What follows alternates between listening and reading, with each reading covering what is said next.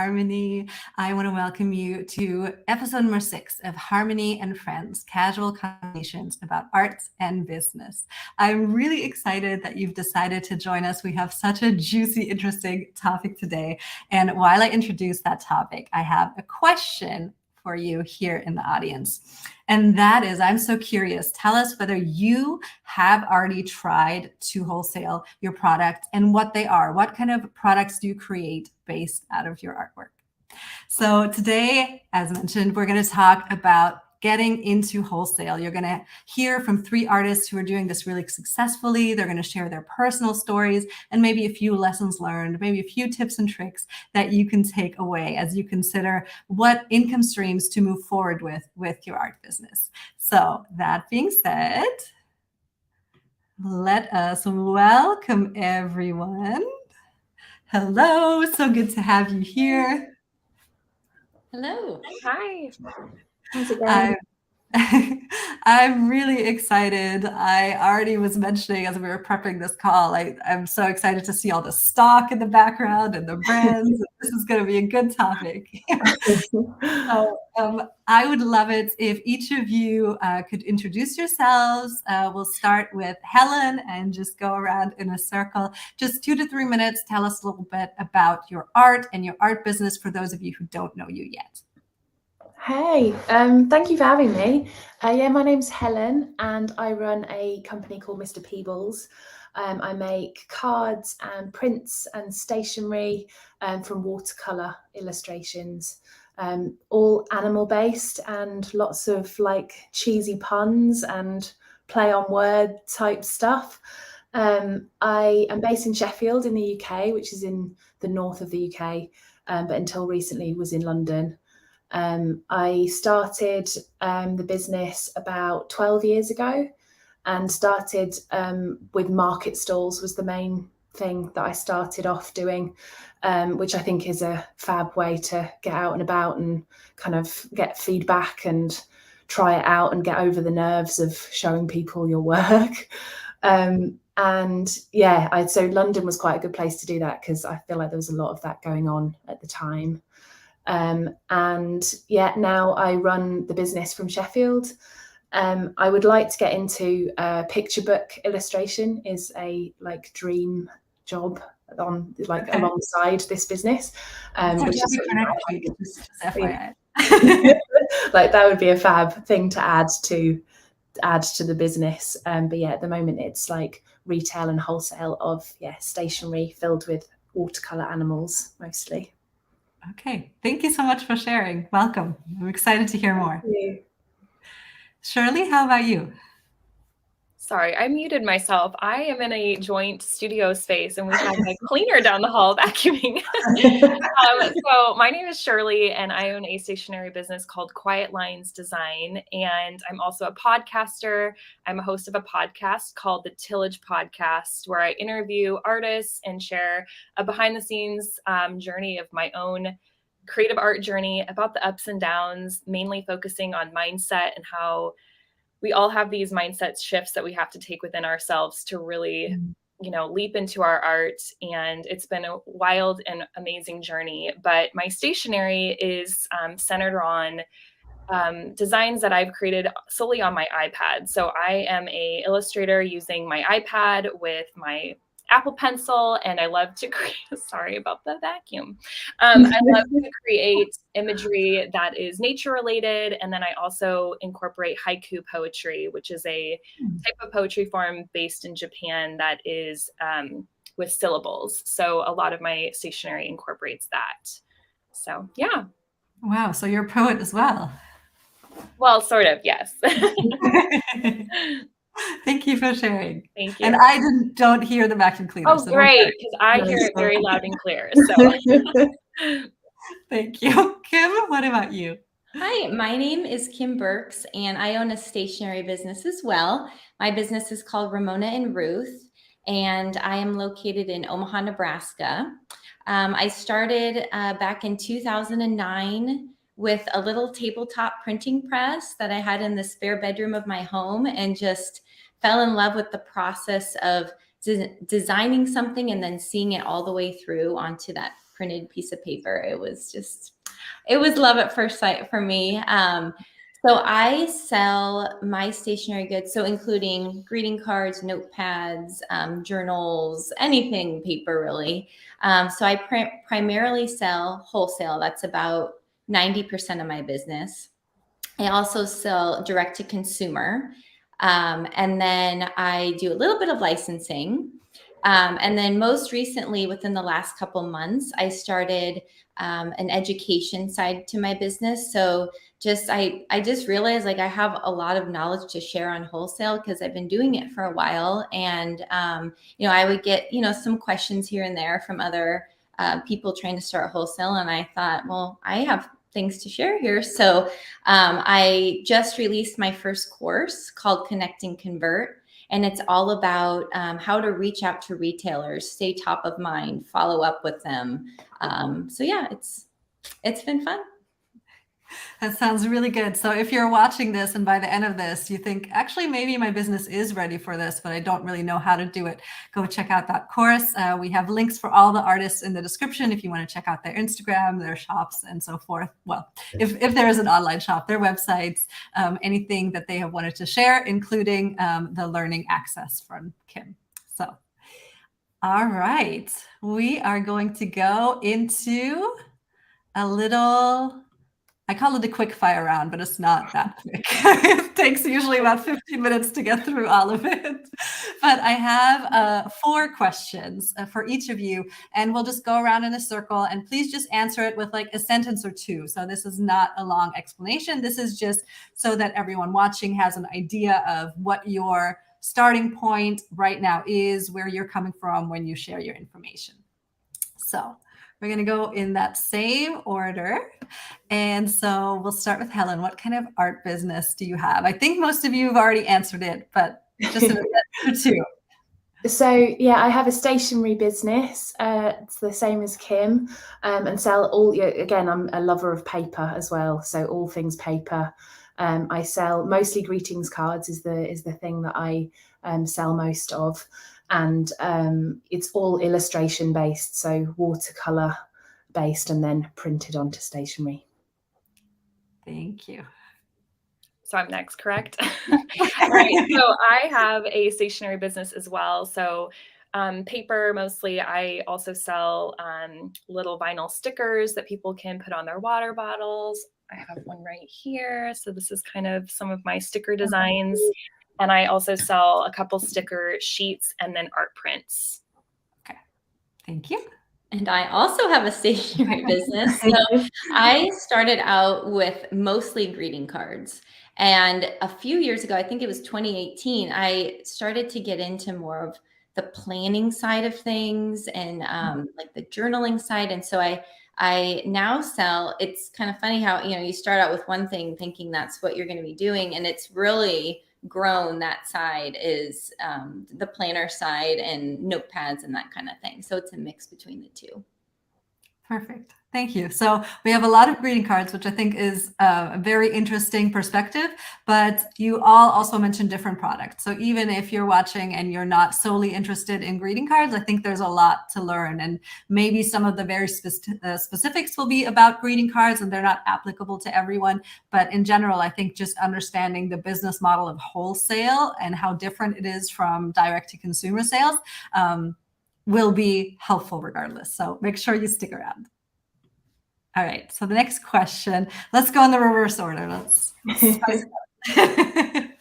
but we already answered this one, so we're going to skip over this. Actually, maybe the one thing each of you can answer is how long? I think some of you mentioned it. I don't know if all of you mentioned. How long have you actually been selling wholesale? For me, it's been since 2009. Okay. Summer of 2020. Okay. I think it's been about 12 years, so 2011, so maybe 12, 13 years.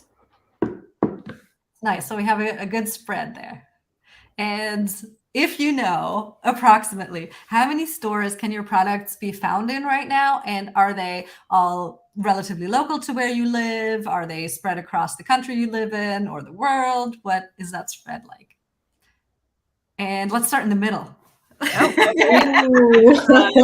I haven't counted recently, but I know that my stationery is sold in over 150 stores. My stationery can now be found in Paper Source and then also Terrain, which is a sister store to Anthropology. And I have about 2 shops in Canada, but mostly in the United States. Wow. Anthropology and Terrain for me are like, I don't know, like this like perfect company that I admire so much. I was like, one day. First I need to design my product. So let's not talk about that. But that's pretty cool. That's a lot of stores. Congratulations. Thank you. Helen, what about you? I think my work is in probably about 50 stores, mostly in the UK, but a few in Europe and the US, and I think one in Australia, maybe. But yeah, mostly in the UK, but spread across the world a little bit. Nice. That's so inspiring, and yet I also just think about the shipping and import tax and all the hassles that come with going international. But that's impressive. You have that going on. Kim? My products can be found in over 1,000 stores, and it's a mix of I have some local shops, and then just there's Barnes and Noble, Anthropology. So it's a mix of the bigger box stores and the boutiques. Wow. I am just blown away. You guys have so much to share. I'm really excited for this conversation. Okay. So a few of you mentioned other income streams, teaching, or just other things that you do. So I would be interested, because this is an art business conversation. A lot of the people watching want to know, how are you sustaining your business? What are the other things that you do to bring in or to monetize your art? You don't have to give us numbers, obviously, but yeah, just let us know. And if you do have a general idea of what percentage they're bringing in, that would be helpful. Helen? So alongside wholesale, I sell direct to consumer. I also do commission work, so personal commissions for people, as well as some commercial commissions for publishers. I think wholesale is probably about 60% of my income. But yeah, I think it's one of my favorite bits. I do like working with shops. Ooh, okay. I'm getting more and more intrigued as we speak. Shirlee? Yeah, so my business is, I would say, about 90% wholesale at the moment. Wow. I'm starting to lean into different revenue streams this year. I do have a website where I sell direct to consumer, but I would say the majority of my business comes from wholesale. However, with the podcast that I run called The Tillage Podcast, I am launching a membership actually on Tuesday called The Tillage Village, which will be a place or a community that artists can gather together to work through limiting beliefs and mindset and just have community and accountability. So that's going to be another revenue stream for me, as well as developing a course this year. So I'm kind of trying lots of different things, and I didn't actually start doing this full time until January of 2021. So I would say that I've been developing it for a while, but I'm pretty new to doing this full time and seeing what revenue streams will work for me. You got to experiment, right? And I really hope that it's a success, and hopefully we can get some mindset shifts or some interesting thoughts today as well. And then maybe it'll pique the interest of a few of the viewers for your community. Very cool. Kim? My business is about 90% wholesale, and that's coming from a platform called Fair, from card reps, direct orders. And then I also have the direct-to-consumer side, which is off of our own website. And then also, I just started my Etsy shop back up about 6 months ago. And I was like, I have these products, I might as well, spread it around. And that's been going well. And then hoping that the education side of my business, I can start growing that more. I'm going to be having a few more courses, including how to sell to big box stores, which I think will be a great course, just kind of like break down this mystery of, selling to them. So, yeah. Absolutely. Wow. Yeah. Fascinating stuff. And that's very cool. So I think that's just always a takeaway, whether it is 90% or 60%, or it's always good to have multiple things going on just to be able to sustain if there, are any issues, if there are any, I don't know, postal strikes or, something that will actually potentially affect your business. I think it's pretty key to have a few things going on. So you guys are all really making that work for yourselves. All righty. So we will start with, this is basically the individual portion of this conversation. So each of you will have about 5 to 10 minutes and get a question or two where you can speak much more freely and more focused to your expertise. So is there anyone who would like to go first? I'll go. Sure, why not? All right. I was going to pick on the middle. For you. All righty. So let me take a quick look. Okay. So I have a question. I just need to find it. I have so many questions for today. Here we go. All right, Shirley. So how often do you create new products and how do you decide on them? I see a whole wall of them behind you. Yes. All right. So let's get into this. So I actually attended a course called Paper Camp with a woman named Katie Hunt. And that was really pivotal for my business, jumping into wholesale. And so at the time when I attended Paper Camp, it was in September of 2019. I came to Paper Camp with 10 cards that were printed locally in my town. And honestly, didn't really know what I was doing. And I didn't really know the direction I wanted my products to go. But in Paper Camp, and what I've learned is that there very much is a pattern to what people expect from you as a wholesale business. So buyers constantly want new and they want products that obviously are going to sell. So with my business currently, I'm having about 4 releases a year. So that's happening in January, May. I kind of do one maybe sometimes a little right before this market on Fair, which Kim mentioned is a wholesale platform. So there's these markets that happen, which is actually starting on Monday on Fair for, it's kind of like an online trade show. And so I try to partner my releases with these trade shows that are happening online. And then I have a release in September, and each one of those releases are commonly connected to certain holidays that wholesale buyers are buying from right then, right there, so that you have their attention. And it varies. And I think wholesale's changed a lot since 2020, since the pandemic, because of people's, revenue that they have, to purchase. I think a lot of artists obviously were in tailspin mode and like maybe got behind on releases. So Kim and I have spoken about this together, but I think it's changed a little bit. But most of the time, I try to have January be Mother's Day, Father's Day, teacher appreciation, and maybe a couple other things sprinkled in like birthday or thank you. And then some wholesale businesses have Christmas as early as May. And then last year I launched it in July. And so I'm still playing with when to launch Christmas and holiday. And then September is normally like September, October, Valentine's Day and love. And you just kind of cycle through that. And then the question of how do you decide on these? I have been very aware of how my illustration style has developed over the years. And I'm very aware of what's selling. So when I'm seeing a design do really, really well, I, bookmark that, go, and analyze it. Why is that selling well? Like, is it the colors? Is it the, composition? Is it the wording? Like, what's going on that's making this sell well? And so I've taken designs and concepts that have sold well and developed them, basically used those ideas and made a different card that equally has sold well, because I'm using that strategy to figure out, what designs to be creating. I have a couple examples I can pull if you want me to, but I don't know. Yes, of course. Okay. Yes. Give me 1 second. Yeah, no, while you're doing that, I'll just fill the dead air here while you're out looking for your cards.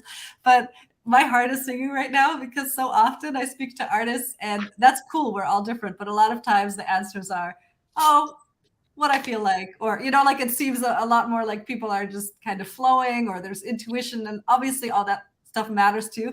But I love hearing all this like strategy and the calendar. And like, yes, this is something I can work with. Yeah. Well, I think I've learned a lot about like, there's this, I call it the Venn diagram. So there's this part of you that wants to create from your heart and wants to create the thing that you want to do. And then there's the side of it has to sell. So where do those things partner in the middle? And I think that's been a journey for me.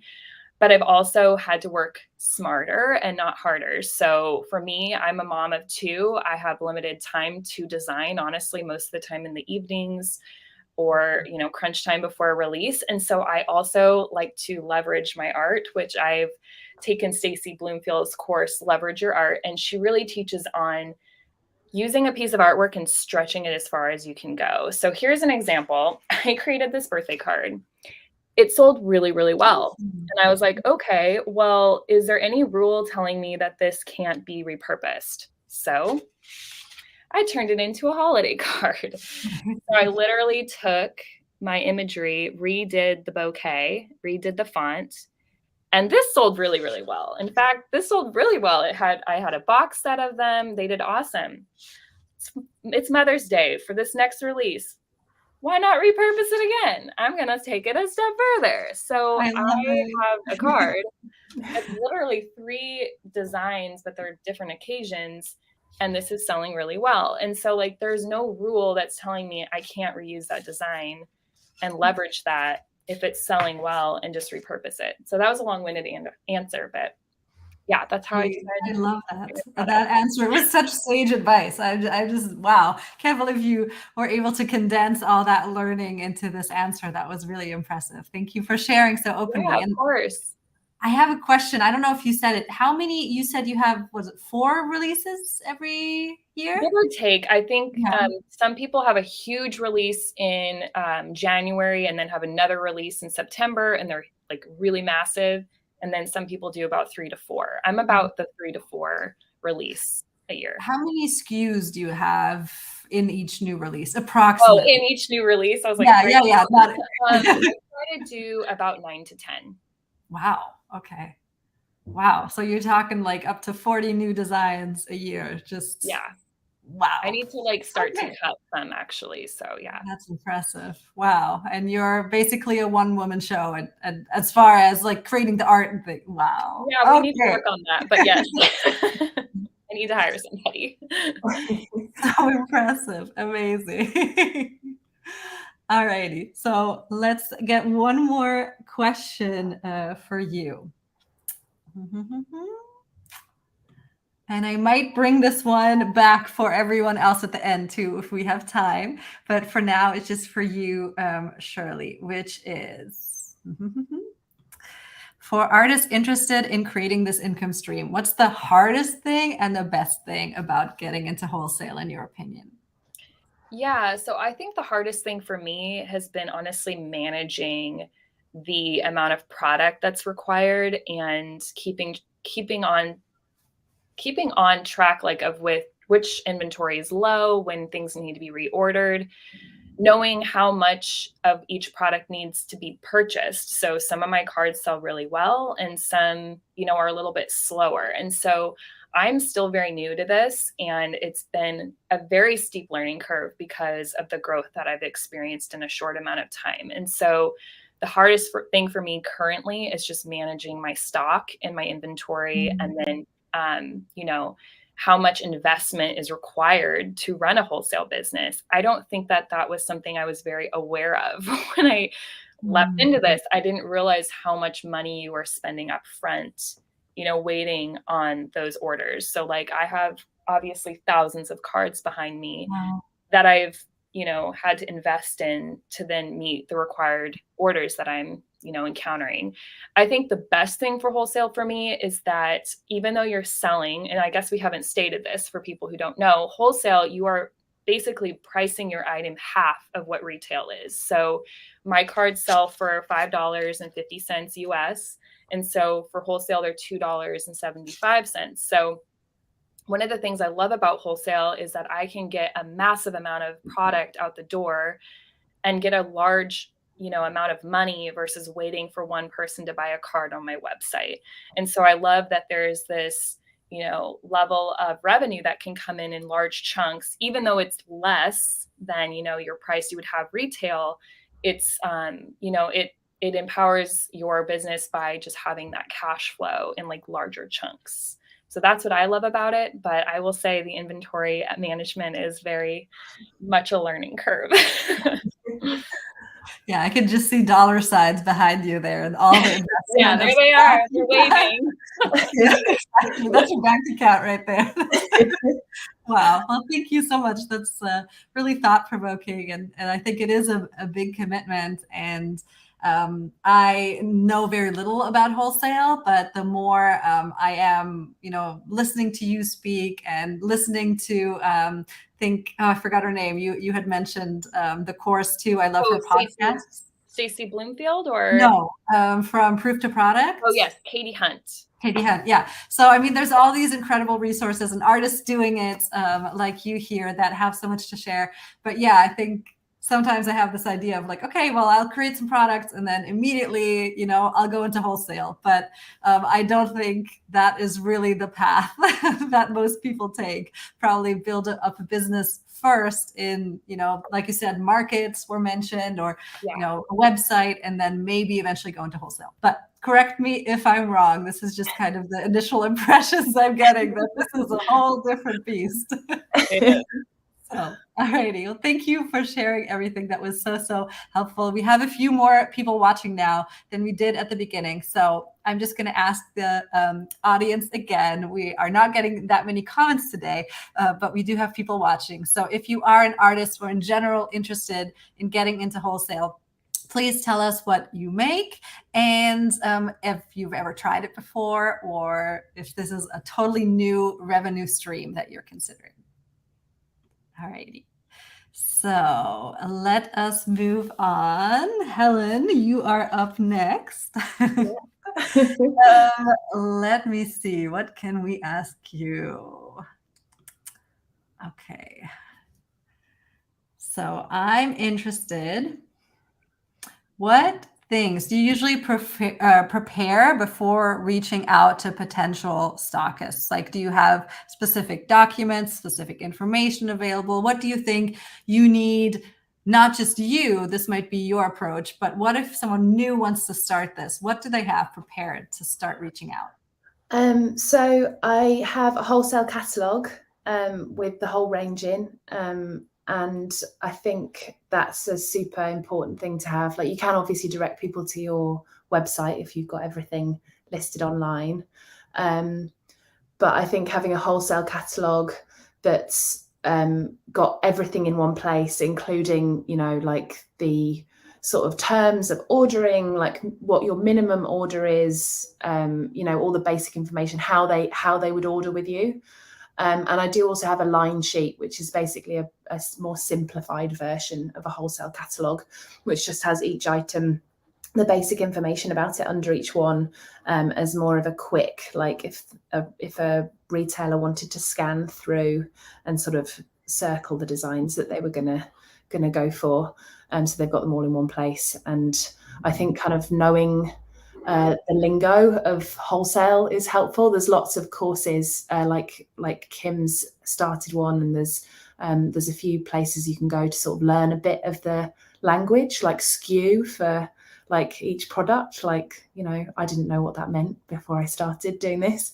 And, like MOQ for minimum order quantity. And there's all these bits of lingo that become normal, but yeah, it's good to know those before you approach people, I think, so that you're sort of talking their language. Yeah. And when I approach a new shop, I try to have done some research into them. If I'm emailing them sort of cold, I'd like to at least know a bit about their shop, hopefully have a name of somebody to talk to, so that you're not like, just being like, hi, random person, like, make it a bit more personal, and introduce yourself, and then send them links to your wholesale catalogue. Or I also wholesale through Fair. So sending people to Fair, if it's something they're unfamiliar with, you can sort of send people straight to your Fair shop, wholesale shop. So yeah, that sort of thing.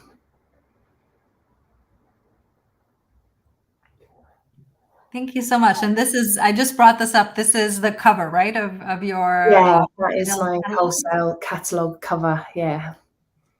So cute. Alrighty.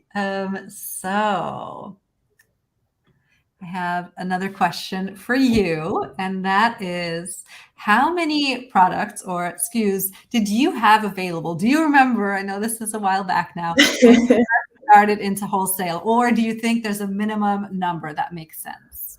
I really I wish I was the sort of person that could be like, I had a business plan and a wholesale catalog and I was really slick, but I wasn't. I did markets, as I said. And one of my first stockists was someone who ran a shop and also ran the market. So I went to them and said, I probably had about 10 or 12 designs when I first went to a shop. And it was more of a personal relationship. It was someone that I'd met. So that made it a bit easier to be like, is this something that you would consider having in your shop? And kind of friends or friends of friends that I went in and I was like, this is what I have. If it's of interest and would work for alongside your range. But I don't think there's a minimum. I think if you had like one thing, maybe not, but I don't think you need 50 or 100. Wait, why do you have to come like this? I wanted to start with one. That's it. I think if you had, especially with, maybe if you had one thing that was just like, a revelationary product, but if it's greetings cards, no probably pressure. not one. But I don't think you need to like have a number in your head. I think if you have 10 or 20 designs, you could easily put a little like catalog together or just a line sheet and get in touch with people. I definitely wasn't sort of slick and set up with the first wholesalers that I approached or met at markets or met through friends. I think that's a perfectly legitimate way to start. And yeah, I don't think there's a magic number. Yeah, but that's helpful. That's an interesting approach because you didn't go kind of from nothing right into wholesale. You had a lot of information from the markets, right? So you already knew as well, what's worth maybe having stock from, what's actually selling. That's it. I had like some feedback from doing markets, and I think I'm assuming it's still, I don't do as many markets now, but I'm assuming it's still the same. Like buyers of craft products and creative buyers who buy from creative businesses may be spending their weekends out and about at markets on a personal level, like they've got an interest in that sort of field anyway. So you never know who you're meeting at that sort of event. So I think there's like something to be said for being out and about in any way or on Instagram and you might get approached by a shop, but I don't think you have to be sort of terrified if you haven't got everything ready. If someone approaches you, you can, put something together that's quite simple and small and just go from there. Give it a go. Why not? That's very reassuring. Thank you. That's so helpful. Okay, so one more question for you. How do you figure out how much stock to carry for your products? That's a very good question. I'd say I have the similar issue with inventory being a bit of a minefield, and especially when you sell wholesale and retail and trying to make sure that you've got, a balance of stock for both and don't run out of things. But I have the same sort of thing with, obviously everybody would have things that sell that are your best sellers and things that are slower. So I order quite regularly from my printer for cards, and I would order sort of larger quantities of things that I sell more of. But I don't place one order a year and hope like I'll top up as I sort of have to keep track of it. And if something feels like it's suddenly flying off the shelves, then I'll try and make sure I've like pestered my printer if I can get some more. But I think it's obviously seasonal as well, especially with things like greetings cards. That if like the holiday season's coming up or Mother's Day, or if it's kind of birthday season, like obviously birthdays all year round. But I think like, you obviously prepare because wholesalers order further in advance of the season. They're not buying Christmas things in December, they're buying them in autumn. you make sure that you've got stock of things that are the next season coming up. So that's a good way to do it. But I think, yeah, it's a hard one because you don't want to have a million of something sat there, money sat on your shelves. But I think there's a balance of, there's something to be said for ordering a bit more than you think so that you're not constantly having to check what's in stock, because that's quite time consuming. So maybe having a little bit more and not having to constantly reorder is a good thing if you can kind of be brave enough to be like, you know what, I'm going to order in more quantity this time and not order 20 of something and then be like, oh, I've run out immediately. But yeah, it's a really hard question because, yeah, I'd say biting the bullet and ordering in slightly larger quantities is helpful because it's less stressful and usually cheaper. So if you can take that leap at a time that feels right for you, even it's going to be scary, but if you can take that leap, it makes your life a bit less stressful. Yeah, that's an interesting point too. And I feel like that also sometimes makes it difficult to feel like you can start, because if you are ordering things like cards at the beginning, if you're only ordering like 10 or 25, they're so expensive that your profit margins are so small or non-existent, so exactly. okay, I'm testing this for free, basically. I'm just seeing if this is even going to sell before I order the whatever 100, 500, where you can actually potentially make money. It's definitely worth like talking to suppliers as well about what their sort of leaps are, what their kind of cut-offs are for quantities, because if you were going to order 200 of something and you can get it for less if you order 250, then you might as well, you need that information so that you can make the decision, and then hopefully you can then be making a better margin as you grow. Well, that's helpful, but it's also, you always want to skip ahead, or I do, right? To where everything's running, but you got to start small. So that's it. Starting small is no bad thing. Like, I don't think there's anything wrong with that. And ordering in small quantities if you can when you start out is really helpful, because you don't want to have loads of stuff on the shelf that you're not sure about. You haven't tested it all, right? Both is good. And then taking that leap's always going to be scary, I think, but it's definitely worth doing to keep growing your business. Well, thank you so much for sharing all that. That's very inspiring. Kim, you are up next. Let me pick a few questions here for you.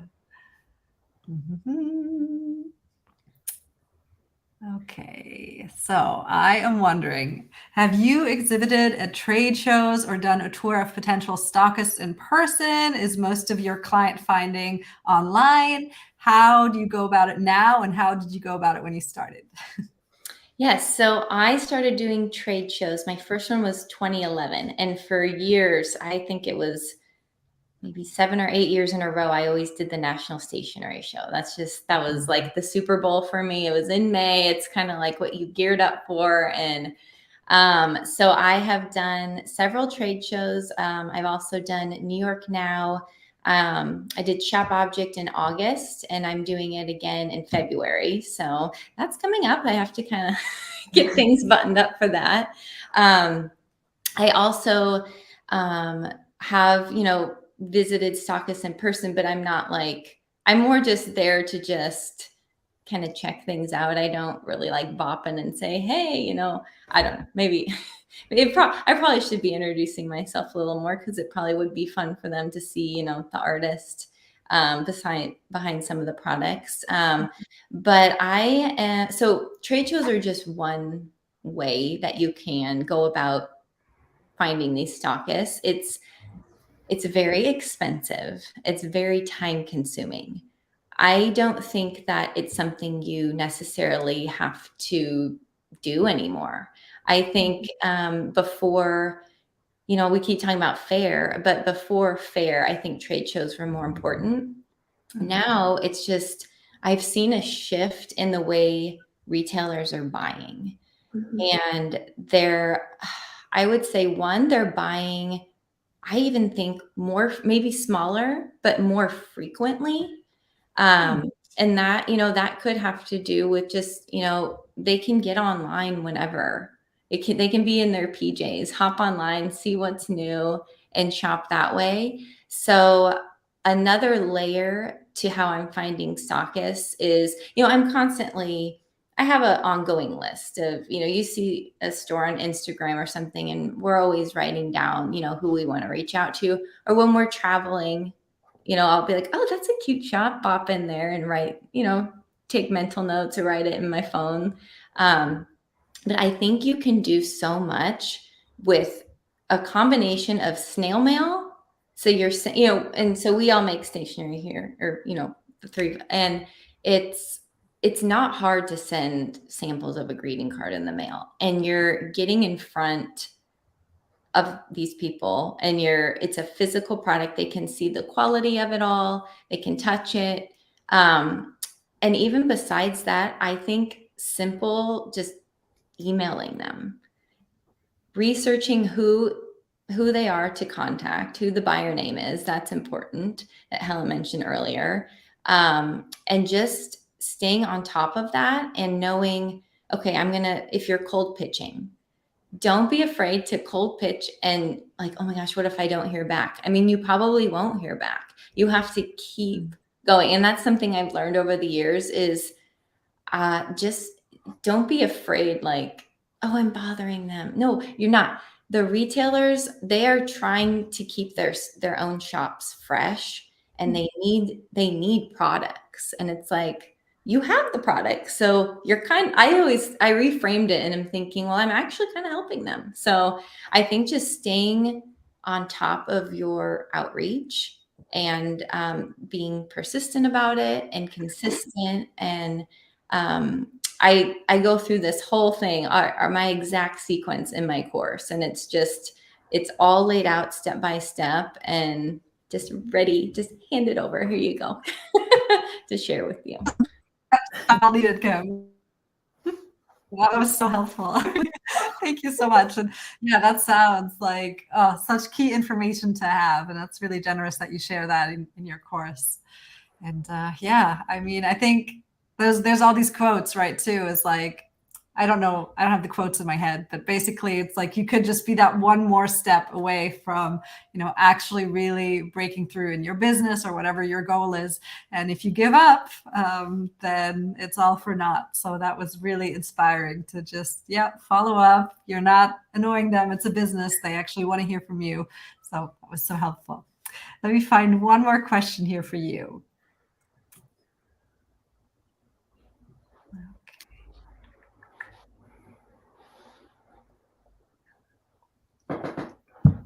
All right. So how did you learn to create your wholesale catalog, communicate for wholesale, package your products, the whole shebang? How did you figure that out? Was it all trial and error? So I'll start. So the wholesale catalog, I have a graphic design background, so that came pretty naturally to me.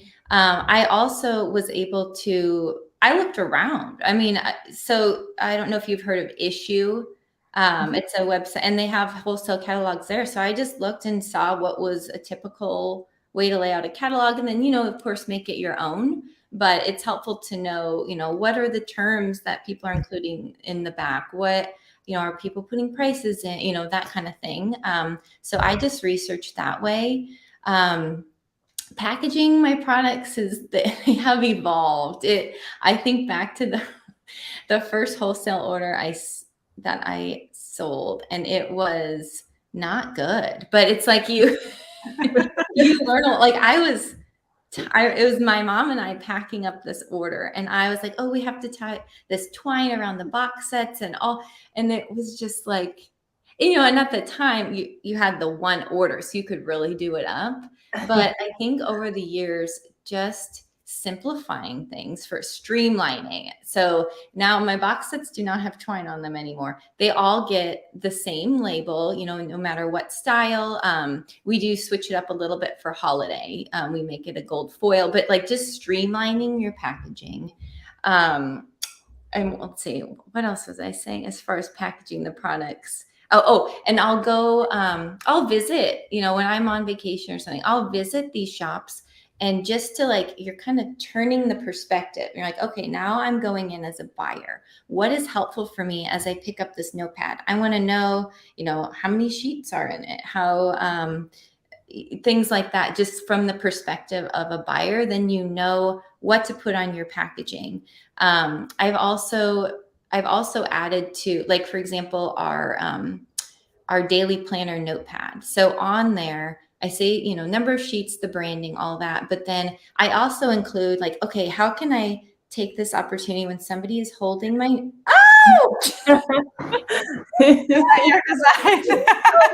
how can I take this opportunity when somebody is holding my notepad till I can't be there next to them talking about it. So I have like a little line that's like, 100 days of planning to bring beauty intention to your, it's like, if I could stand there next to them and talk, what would I say on this label? So I've been starting to add that in too.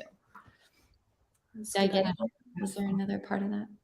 No, that's so helpful. I mean, I think those are really good takeaways, and it's also for me just every time inspiring that it is a journey. I mean, yeah, the first few times maybe you're not going to get it right, or you might look back and kind of cringe at what was I doing. And you probably will look back, and even like your designs that you're offering, you'll be like, ooh, that's fine. It's just all part of it. Yeah. Well, oh, it makes me want to just jump in, but I know I'm nowhere near ready, just realistically. But it seems like such an interesting road that you have all been on, and like you've really made it work for yourselves long term. So that's so good to hear. So inspiring. I am going to put up another chance here for the audience. As we chat about our next questions. If you're watching and you have any questions that we haven't chatted about, please do put them in the chat. And until then, I will ask this question. And this is for all of you. So you can just jump in if you want to answer this. What has been your biggest learning in getting into wholesale? I can go. So for me, it is about having processes, having workflows for your business. Wholesale is a lot. There are a lot of aspects to it. There's inventory, there's outreach, there's your catalog, there's maybe if you're doing trade shows, and it will come a point where you aren't able to do it all alone. And if you're able to have these systems written out where not only for you, where you can go back and be like, okay, how did I do this? And you go, oh, this is how I did it. You don't have to refigure it out. But then when you're ready to hire somebody to help, you already have it. And of course, you're going to go through it with them, whatever the task is, but then you can also back it up. Like, here's how we do this. This is the most efficient way. Of course, you can change it up, if you find a better way, but just to have that starting point. So yeah, for me, it's all about getting the systems documented and how you're doing things. Kim, before the others answer, do you have a team then already? I do, yeah. There's six of us. Wow. And so, yeah, I have a couple people who handle shipping all the wholesale orders. And I call them regular people orders, but direct to consumer orders, who is doing the outreach to new retailers and existing retailers. Somebody helping me we still do some letterpress printing. So somebody helping me with that. And then we have 2 gals who are doing the pre-packing. So that when like Mary goes to pull the orders, she doesn't have to like, okay, now I have to pack up the greeting cards as we go. They're just ready to go. So pre-packing, the notepads and the cards and the journals and all the things, so they're ready. Wow, I can see how those systems would be helpful. And much better if you don't have to start them from scratch when you're trying to hire someone and it's already working. Very cool. Does anyone else want to answer this question? I think the pricing thing can be a bit of can throw you off at first if you've kind of started either just creating things, pricing in general, pricing for people like direct to consumer is hard as well. But pricing for wholesale, getting your head around that kind of, you suddenly have to half your prices, and how's that going to work? That's like, you have to sit and do your sums. But I think that selling in quantity and getting larger orders, as well as when you do work with shops, they often are repeat customers, so building that relationship and getting past the I have to sell my stuff for half the price I think it puts a lot of people off trying wholesale.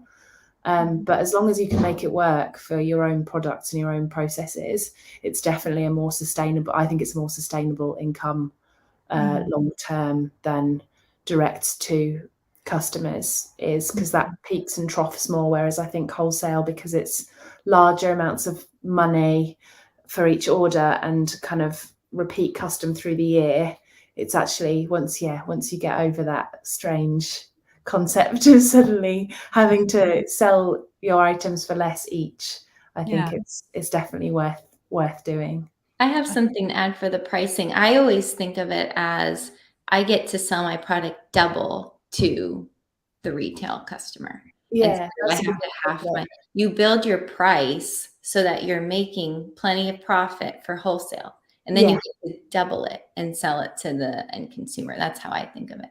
Yeah, I think that's a good way of looking at it. Like, rather than looking at it as like it's half, because obviously selling to shops, you're selling it for less, but they're doing a huge amount of the work in having a beautiful place for people to go and selling things. Like, they're doing a huge part of the process. So it's totally legitimate that they, get it for less money.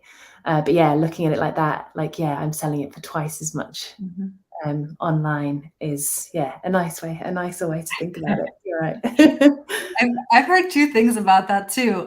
One, to either immediately, and this is all just what I've heard since I don't do wholesale at this point, but to either immediately design your product so that, like you said, like you can make a profit at the wholesale margin and be happy with that, or that it's also okay, and let me know if any of you do this, it's okay not to wholesale everything that you have. Right? So you can have some items that you sell only directly to consumer because you're not able to get those profit margins. So I think with some things it's just impossible and you still want to sell them. So maybe you have two different approaches. Yeah, definitely. Yeah, you don't have to wholesale everything that you make if you can't make it work. Like, there's no point in selling things and making absolutely nothing, because you could be working on something else or doing something creative. So you don't have to wholesale everything that you make if you can't make the numbers work. Thank you for your insight. Shirley, did you want to answer? You don't have to. Sure. Yeah. I think my biggest thing that I've learned is that this is a journey. And like we've all said, I can think back to myself literally printing designs on very flimsy Canon photo paper with my printer, with cello wrappers with a closing sleeve, which if you're getting to wholesale, buy ones that don't have a close. That was the biggest thing I learned. I was like, wait, it's industry standard and it's okay to not have the peel off cello thing that I have to close each one. I just learned something new. So I can just slide them in. I think it's just a process and it's a journey, but it's a lot of hard work. I'm not going to sit here and say that this is an easy revenue stream. It's very taxing with all the moving pieces, like Kim and Helen have described. It's a lot of trial and error. You're pitching. And so I've had retailers not place an order until 18 months of outreach I've done. And so it's remembering it's a long game, but with all the hard work that's gone into my business, it's so rewarding to get a text from a friend. I'm in Washington on vacation and I just walked into a shop and they have your cards. I'm like, what? Like, that's so cool. Like, I had somebody text me or like send me an Instagram message. Like, I was just in Maine and I was in this shop and then your cards were in there. And like, that's the rewarding part, is not only knowing that your art is widespread with wholesale, it's like cast its net, but it's also remembering your why of why you're doing it in the first place. And we all want to create beautiful products that share, beauty in the world and create joy. And I think that's what's really, really amazing about wholesale, is that you have this impact it's almost more far reaching than just selling. I don't want to say just selling, but like from selling to direct to consumer. Thank you so long much. journey, great reward, but it's a lot of hard work. Yeah, but that's beautiful, right? Because most of the good things in life are going to take some hard work. So, but I appreciate the honest, realistic answer, right? This is not just, hey, from today to tomorrow, you'll be living off of this and you'll have no issues. So it's going to be tough, but sounds like it's really worth it. At least the three of you are seeming to enjoy it. So we have, let's end here with two audience questions. This one is from DT. Do you need to get an agency / distributor to sell for wholesale to boutiques, or can it be done on your own by getting in touch with the store directly? Yeah, you can do it on your own. It's just an email away. You just research the buyer. It's usually on, if it's a boutique, it's usually on the about page. And yeah, go ahead and email them. I include, a link to your catalog, and be sure to follow up. Awesome. Thank you so much. And then DT has one more question, and that is, how much would a minimum order price or quantity be approximately for boutiques for someone who's new to this and has never done wholesale? And I'm assuming this will also depend on your product or the field you're going into. So I would assume stationery would be lower than some, goods that are priced much higher in general. But for stationery, you might all be able to answer. Currently, my opening order price is $100, and then my reorder price is $80. But like you just mentioned, Cora, that if you're selling, handbags or aprons or tea towels, that order minimum is going to probably be higher. Thank you. Yeah, I think my minimum order is the same. And yeah, I think it varies, like what people actually, the sizes of orders shops place varies completely depending on if they're an independent, if they are a chain, if the product that you sell to them is the main product type that they sell, or if it's something that's on the side. I think that varies, but yeah, the minimum order has to make sense for you and for what you sell. Mm-hmm. Yeah, same. 150 is the opening order, and then believe it's 100 for a reorder. But yeah, it's, stationery is a smaller price product, and just depends. Well, that was helpful. Thank you for sharing that. We are already at 1 hour, and I just want to give you all the chance here I'm actually speaking to the three people I'm interviewing, just in case that isn't clear. You, who I'm looking at on the screen. If you have anything else that hasn't come up that you really wanted to share as like a takeaway, a tip, something that you want to make sure you leave with before we wrap up. Anyone? I think for me, it's okay to take things slow and steady. It doesn't have to be. I think sometimes you can look around and you see these other people having these successes, and just to realize like that it more than likely didn't happen overnight. Just take it slow, be consistent, keep, working at it, and it will happen for you. And I truly believe when the timing is right. Yeah, I think, I think not being afraid to give it a go. And even if you feel like you don't know what you're doing, like nobody feels like they know what they're doing behind the scenes most of the time. I think lots of people feel like everybody looks super slick and like they're all sorted and they know what they're doing, but it's all trial and error for everybody until you've done it for a while, until you've got experience. It's always going to feel a bit scary and full on at first, but that doesn't mean that it's not worth trying. Yeah, I would say that, piggybacking on what just Helen said, is like finding community.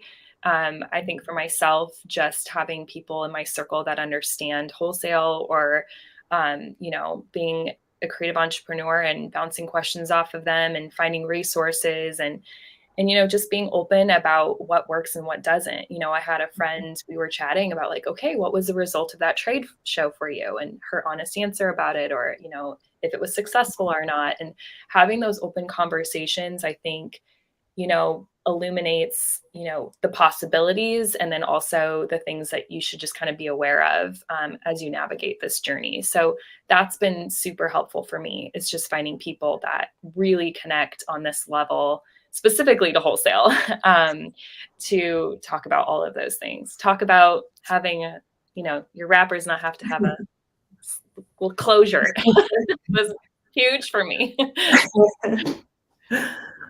Yeah, and it can sometimes be those things that seem little, but probably make it very obvious to a buyer too, whether you know what you're doing, like whether you have experience or this is a totally new thing for you. So I think having those conversations can definitely be very helpful, because sometimes it's the big life-changing revelations, but sometimes it's as small as, hey, make sure you get the right bag, and it really makes a huge difference. So thank you all so much for your generosity with your time, for joining us today. I think it was so incredibly helpful. I learned a ton.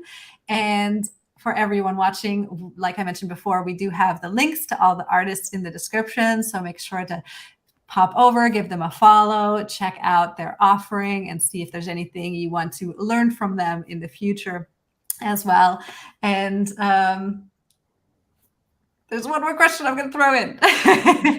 But in my opinion, this kind of doesn't matter as long as you can make the print look good in the end. But there was a question from Jennifer Parker, which is, do you all design digitally, or do any of you start with hand-painted designs and then go digital to complete the design? For me, I do everything with hand painting, but I also don't do wholesale. So my answer might not be as relevant. I'm also I hand paint everything and scan the originals and sometimes layer them up to make a final design or add typography digitally. But I do start with a hand painted illustration. Go ahead.